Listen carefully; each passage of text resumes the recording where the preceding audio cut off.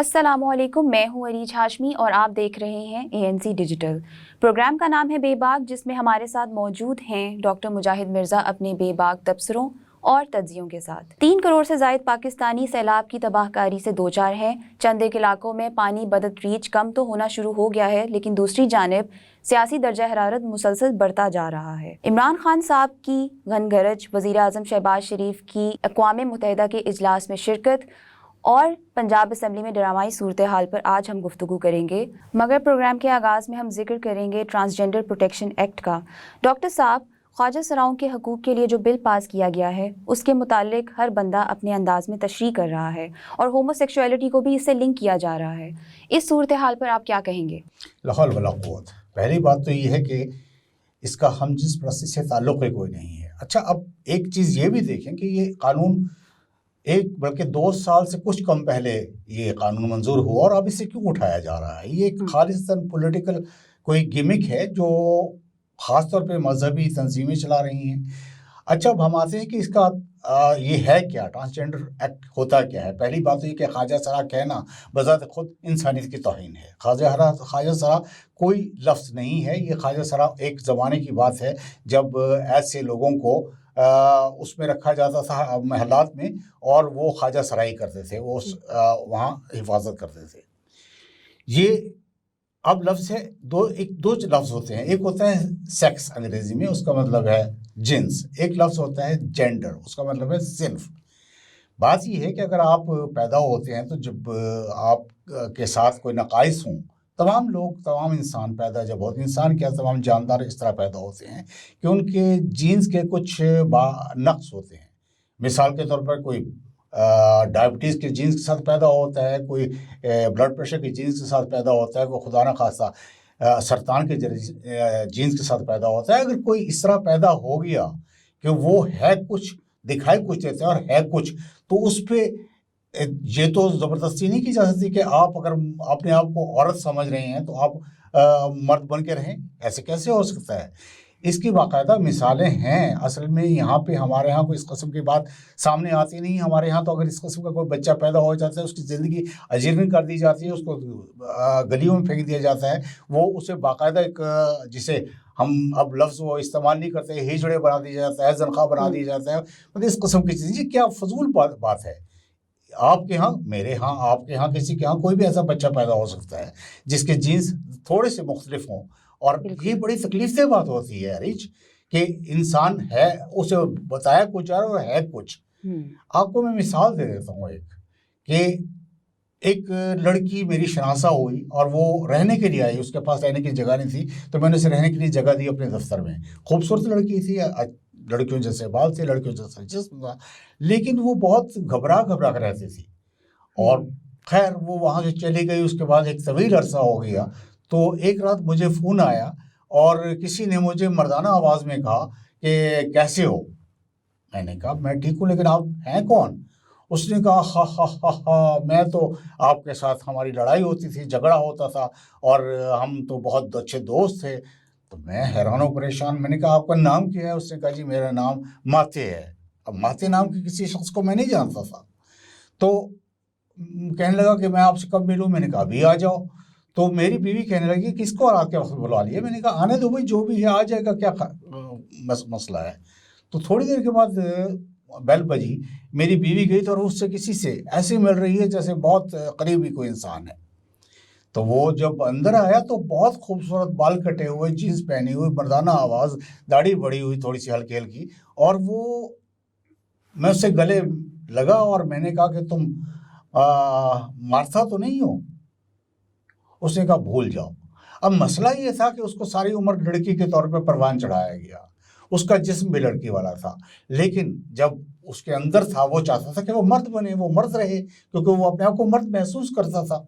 تو اس کے بعد اس نے وہ خیر اپنے علاج کروائے، ہارمونز کا استعمال کیا، اور یہ کوئی آسان مسئلہ نہیں ہوتا، کسی کو شوق نہیں ہوتا اپنے آپ کو عورت بنانے کا یا مرد بنانے کا۔ بعض اوقات اب جیسے وہ جس کی میں بات کر رہا ہوں، مارتھا یا ماتے جو بھی کہہ لیں اب آپ اسے، اس کے جنسی اعضاء اس طرح نہیں تھے جس طرح ہونے چاہیے، ان میں نقص تھے۔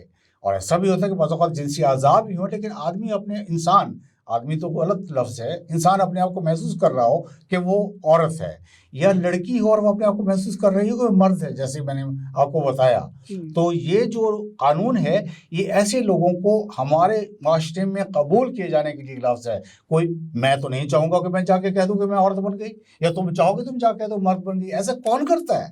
اور اس کو ہم جنسی پرستی سے جوڑنا یہ تو سراسر فضول بات ہے. اور یہ ایسے جو مذہبی لوگ کرتے ہیں وہ اپنے مذہب کو کیا سمجھتے ہیں؟ اسلام کو ایسا مذہب ہے کہ انسانوں کے ساتھ اس طرح تذلیل آمیز رویے اختیار کریں؟ قطعی ایسا نہیں ہو سکتا. ڈاکٹر صاحب if I'm not wrong 2018 میں یہ بل پاس ہوا تھا، لیکن گزشتہ ہفتوں میں سوشل میڈیا پر اس پر کافی چرچا ہو رہی ہے. تو آپ اتنا بتائیں کہ یہ ٹرانسجینڈر پروٹیکشن ایکٹ بل ہے کیا؟ ٹرانسجینڈر ایکٹ جو ہم بات کر رہے ہیں اسی میں ہے کہ اگر کوئی انسان اپنے آپ کو جیسا وہ دکھایا جا رہا ہے، جیسے اس کے گھر والوں نے پرورش کی ہے، وہ اپنے آپ کو ویسا نہیں سمجھتا اور وہ سمجھتا ہے کہ وہ دوسری صنف سے ہے، دوسری جنس سے نہیں، دوسری صنف سے ہے، تو وہ اپنے آپ کو اس صنف میں رجسٹر کروا لے. جی اب ایسے جو ابھی ڈیٹا آ رہا ہے اس میں تو بہت سارے لوگ کروا چکے ہیں، اور بہت اچھی بات ہے. بجائے اس کے کہ ان کو سڑکوں میں پھینک دیا جائے، بجائے اس کے کہ ان کو مس یوز ایبیوز کیا جائے. their right to self identity. جی بالکل، it's right to self identity, بالکل صحیح کہہ رہی ہیں آپ. تو اس پہ یہ ہنگامہ ہونی نہیں چاہیے، یہ بات ہونی نہیں چاہیے. ہاں میں عرض کر رہا تھا کہ اسلام ایسا مذہب نہیں ہے کہ اسلام اتنا نفیس مذہب، اور نفیس سے آپ چھوڑ دیں، آپ دیکھیں کہ اسلام جو ہے وہ آخری مذہب ہے، اور ہمارے نزدیک کم از کم وہ بہترین مذہب ہے. وہ کیسے کہہ چاہے گا کہ اس کے کچھ ماننے والے، اس کے کچھ پیروکار، اس کے کچھ عقیدہ مند، ان کو آپ بالکل اور طرح کا رویہ ان کے ساتھ اختیار کریں. ایک آپ نے دیکھا ہوگا پہلے بہت مشہور ہے کہ ترک جب قابض تھے عرب پہ، سعودی عرب تو نہیں کہلاتا تھا، تو مسجد الحرام کی ساری ذمہ داری ایسے ہی لوگوں پہ تھی جو ویسے تو عورتیں تھے لیکن وہ اپنے آپ کو مرد سمجھتے تھے. تو یہ اب انہوں نے یہ کیوں شروع کیا ہے، اس کے پیچھے کیا صورت حوال ہے؟ ظاہر ہے اپنے آپ کو آگے لانے کے لیے، اپنے آپ کو مشہور کرنے کے لیے آپ اس قسم کے، مثال کے طور پہ ابھی جو اشتہار بازی ہوتی ہے اخبارات میں یا ٹیلی ویژن پہ یا کسی طرح، اس میں آپ چونکہ آپ دونوں ہی وابستہ ہیں اس سے ماس کمیونیکیشن سے، تو اس میں ایسی چیزیں پیش کی جاتی ہیں جو بہت خطرناک، ہولناک اور خوفناک ہو تک آپ کو یاد رہیں اور آپ اس کو چیز کی طرف راغب ہوں. اسی طرح یہ اس طرح اس کو ہولناک بنا کے پیش کر رہے ہیں، اس کو کثیف اور غلیظ بنا کے پیش کر رہے ہیں. یہ بالکل غلط بات ہے، ایسا نہیں ہونا چاہیے. اور دوسری طرف یہ جو ہومو سیکشولیٹی کے اوپر جو بات ہو رہی ہے اور اس کو بار بار لنک کیا جا رہا ہے، یہ کیوں ہو رہا ہے؟ دیکھیں ہومو سیکشولیٹی بالکل اور چیز ہے. اس میں ایک جنس دوسری جنس کی طرف راغب ہوتی ہے، ایک صرف دوسری صنف کی طرف راغب نہیں ہوتی. جیسے میں نے پہلے عرض کیا کہ سیکس جو لفظ ہے اس میں آپ عورت اور مرد ہوتے ہیں، صرف جو مرد ہے اس میں آپ انسان ہوتے ہیں، لیکن آپ کی فیلنگ مختلف ہوتی ہے، آپ کا احساس مختلف ہوتا ہے. خان صاحب نے عدالت میں پیشی کے دوران اپنے متنازع بیان پر معافی مانگ لی ہے، جبکہ عدالت کی جانب سے فرد جرم فی الحال ٹل گئی. اگلے چند ہفتوں میں کیسا منظرنامہ دیکھتے ہیں آپ؟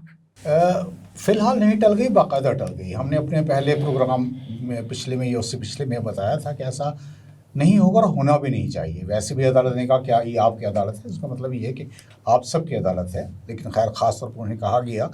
تو ایسے اس وقت یہ پہلے تو ہم یہ دیکھیں کہ توہین عدالت کا قانون ہے کیا. توہین عدالت کا قانون انہی قوانین کی طرح ہے جیسے ہمارے ہاں سن 1868 کے اور اس قسم کے قوانین ہیں. مطلب یہ کیا بات ہوئی کہ آپ عدالت کے بارے میں کوئی بات نہیں کہہ سکتے. اس میں انہیں بلا لیا، توہین عدالت کی بات ہے، اس میں مشروط معافی، غیر مشروط معافی ہوتی ہے. لیکن خان صاحب نے اپنے طریقے سے کیا ہے جو کچھ بھی کیا ہے، اور بہرحال معاملہ باقاعدہ طور پر معافی نہیں مانگی گئی. جی کہتے تو یہی کہ باقاعدہ طور پر معافی نہیں مانگی، لیکن انہوں نے تو یہ بھی کہا تھا کیونکہ معاملہ صرف وہ خاتون جج کا تھا، انہوں نے یہاں تک کہا کہ میں ان کے ہاں جا کے بھی معافی مانگ سکتا ہوں. تو خیر یہ ایک متنازع بات ہے. ایسا بھی یہ تو اس طرح بھی ہو سکتا ہے نا کہ آپ نے مجھے تھپڑ مارا ہے، اگر آپ سمجھتے ہیں کہ میں نے تھپڑ مارا ہے تو آپ مجھے معاف کر دیں، اس قسم کی بات بھی ہو سکتی ہے. لیکن آپ نے پوچھا کہ سیاسی منظرنامہ کیا ہوگا. سیاسی منظرنامے میں کوئی خاص تبدیلی نہیں آ رہی. سیاسی منظرنامہ سیلاب میں ڈوبا ہوا ہے.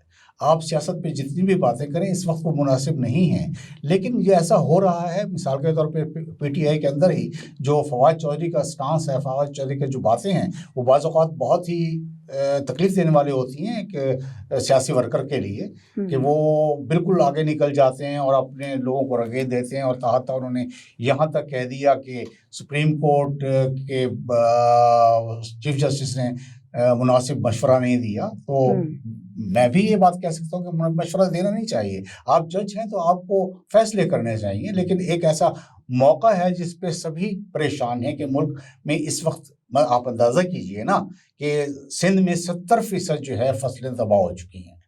آپ یہ دیکھیے کہ اگر آئندہ سال بھی اسی طرح سیلاب آ گیا اور آئندہ سال بھی، اور یہ سیلاب کی نقائص بھی دور نہیں کیے جا سکے، اس کے مسائل بھی دور نہ ہو سکے تو قحط آ جائے گا بھائی۔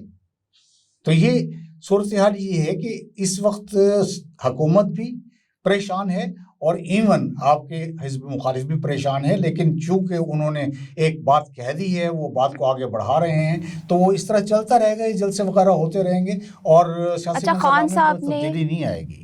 خان صاحب نے ایک دوبارہ سے لانگ مارچ کا اعلان کر دیا ہے اسلام آباد کی طرف، اور دوسری طرف رانا ثناء اللہ اپنی ریاستی طاقت کے ساتھ تیار ہیں۔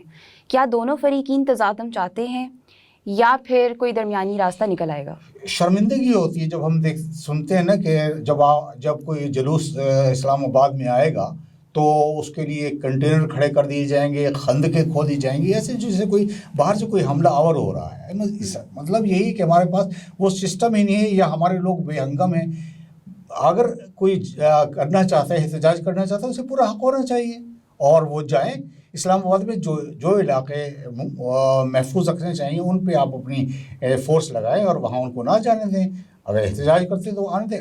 رہا یہ بات کہ کیا تصادم چاہتے ہیں، تو لگتا تو ایسا ہی ہے کہ تصادم چاہتے ہیں۔ کون تصادم چاہتا ہے؟ چونکہ ہمارے پاس پچھلی مثالیں ہیں، دونوں ہی دفعہ جو تصادمات ہوئے ہیں وہ انہی کی وجہ سے ہوئے ہیں جو احتجاج کر رہے تھے۔ حکومت کی طرف سے کوئی ایسے معاملات نہیں ہوئے۔ حکومتیں تو کوشش ہمیشہ کیا کرتی ہیں کہ چیزوں کو ان سے نپٹیں اچھے طریقے سے، تو اور وہ جو فورسز ہوتی ہیں جو چاہتی ہیں کہ ملک میں محاذ آرائی بڑھے، تو وہ اس کو اس طرح لیتی ہیں کہ چیزوں کو غلط سمت میں لے جانا چاہتی ہیں۔ تو احتجاج کرنے کا انہیں حق ہونا چاہیے، لیکن ان کو احتجاج میں جو ہے وائلنس نہیں ہونی چاہیے، اس سے نمٹنا ضروری ہے۔ کہا یہ جا رہا ہے کہ پاکستان مسلم لیگ نون ایک بار پھر پنجاب اسمبلی میں حکومت بنانے پر ڈٹ گئی ہے۔ دیکھیے ایسے ہے کہ اس پنجاب کی حکومت اہم اس لیے ہوتی ہے کہ یہ سب سے بڑا صوبہ ہے اور اس کے سارے ملک پہ اثرات ہوتے ہیں۔ اس اسمبلی میں اس سے پہلے بھی اس قسم کی حرکتیں ہوتی رہی ہیں کہ ایک برسر اقتدار آ گئے، ان کے ووٹ بن گئے، پھر ان کو نکال دیا گیا، پھر دوسرے آ گئے، پھر عدالت میں چلے گئے۔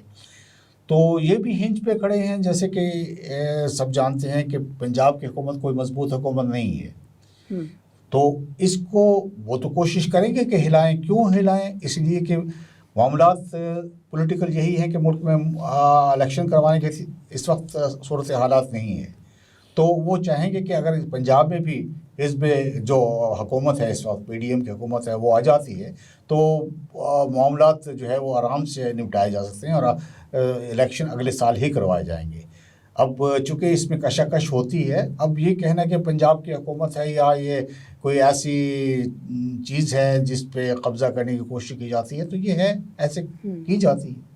ڈاکٹر صاحب، وزیر اعظم پاکستان کی پہلے روسی صدر سے بڑی خوشگوار ملاقات ہوئی اور امریکی صدر بھی گرم جوشی سے ملے ہیں۔ کیا اس سے مداخلت، سازش اور سزا والی باتیں دم توڑ دیں گی؟ نہیں، وہ دم نہیں توڑیں گی۔ وہ ویسے تو جتنا دم توڑنا تھا وہ توڑ لیا، تو وہ ان کا اپنا پولیٹیکل ایک آرگومنٹ ہے، وہ اس کو چلا رہے ہیں، وہ اس کو سیل کر رہے ہیں، لوگ بائی کرتے ہیں۔ آہستہ آہستہ اس کو فض آؤٹ کریں گے، کیونکہ صورت احوال یہ ہے کہ اس وقت جو جیسے ہم کئی بار یہ بات کہہ چکے ہیں کہ پاکستان جو ہے وہ ایک ایسی اذیت سے گزر رہا ہے، ایسی مصیبت سے گزر رہا ہے جس سے نمٹنا بہت ضروری ہے۔ اب مجھے ٹھیک ہے، ہمارا سٹانس اس پروگرام میں یہ نہیں ہوتا کہ ہم کسی کے بھی حق میں یا کسی کے خلاف ہوں، لیکن ہمیں جو نظر آ رہا ہوتا ہے ہمیں سے کہنا ہوتا ہے۔ ہم اس ستائش بھی کرنی ہوتی ہے اور مذمت بھی کرنی ہوتی ہے. ابھی پچھلے جب یہ گئے ہیں ہمارے وزیر اعظم شہباز شریف, تو انہوں نے وہاں پہ یہی کہا کہ بھئی ہم اکیلے سٹینڈ نہیں کر سکتے, ساری دنیا کو ہمارے ساتھ آنا ہوگا, ہمارے پاس اتنے وسائل نہیں ہیں, تو آپ سامنے آئیں. تو یہاں پہ ہمارے عمران خان صاحب نے ایک بار پھر کھڑے ہو کے کہہ دیا کہ بھیک مانگ رہے ہیں. کیا مطلب ہے بھیک مانگ؟ یہ بھیک نہیں ہے بھائی. آپ کو ضرورت ہے اس وقت, آپ کوئی اس ملک کو استوار کرنا ہے, بالکل ڈوبا ہوا ہے, تو اس کو بھیک کہنا, آپ اپنے ملک کی کیوں توہین کر رہے ہیں خان صاحب؟ ایسا نہ کہہ رہے ہیں, یہ ٹھیک نہیں ہے. ٹھیک ہے آپ اپنا سٹانس چلائیں, آپ اپنی سیاست چلائیں, لیکن جو لوگ اس اذیت کے عالم میں ہیں, آپ اندازہ نہیں کر سکتے, میں اندازہ نہیں کر سکتا, کوئی اندازہ نہیں کر سکتا. جو سفید پوش تھے وہ سڑک پہ آ گئے ہیں, وہ بند پہ بیٹھے ہوئے ہیں, ان کی زندگیاں کیسی, ان کی بیٹیاں, ان کی بہنیں, ان کے بچے, لوگوں کو جلدی امراض ہو رہی ہیں, لوگوں کو پیٹ کی بیماریاں ہو رہی ہیں, پینے کو پانی نہیں مل رہا ہے. اس کے لیے پیسے چاہیں یا تو پھر آپ دے دیں یا پھر دنیا دے گی, اور اس کو ہم بھیک نہیں کہیں گے. وہ ہماری جو ہے وہ مدد کر رہے ہیں, یا وہ ہمارا وہ جو کلائمیٹ چینج کا جو ہے وہ بقول کیسے کہ وہ اس کے ہمیں اس کا معاوضہ دے رہے ہیں, اور دینا چاہیے. تو ان ملاقاتوں کا آنے والے وقت میں آپ کو لگ رہا ہے کہ اس کا کوئی فائدہ ہوگا ہمیں؟ دیکھیں جی, دنیا تو ہمیشہ مدد کیا کرتی ہے, لیکن ہم شروع کے پروگرام میں کہہ چکے ہیں کہ ہمارا نظام جو ہے وہ بہت بوسیدہ ہے, اور اس میں جو ہے وہ پریفریج بہت زیادہ ہوتی ہے. اب اگر آپ مانگ رہے ہیں دنیا سے, اگر آپ لوگوں سے آپ ان کا مدد مانگ رہے ہیں, تو آپ کو اپنا نظام بھی درست کرنا ہوگا تاکہ لوگوں تک امداد درست طریقے سے پہنچے. تو 50-50 کہہ لیں, مجھے کچھ امید ہے کچھ نہیں ہے. ناظرین, پروگرام کا وقت ختم ہو گیا ہے. آپ ہمیں کامنٹ سیکشن میں اپنے فیڈ بیک ضرور دیجیے گا. تب تک کے لیے بے باک کی پوری ٹیم کو اجازت دیجیے. اللہ حافظ.